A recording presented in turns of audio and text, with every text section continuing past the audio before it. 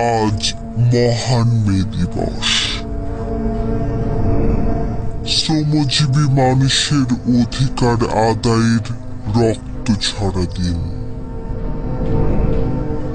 1886 সালের এই দিনে 12 ঘন্টা কাজের পরিবর্তে 8 ঘন্টার দাবিতে যুক্তরাষ্ট্রের শিকাগো শহরের হে মার্কেটের শ্রমিকরা রাস্তায় নামলে তাদের উপর গুলি চলে।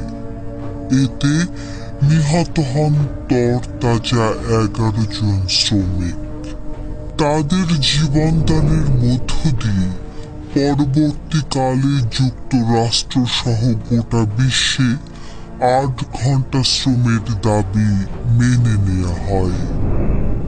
সেই থেকে বিশ্বের শ্রমজীবী মানুষের অধিকার আদায়ের প্রতীক হিসেবে 1 মে আন্তর্জাতিক শ্রমিক দিবস হিসেবে পালিত হয়ে আসছে।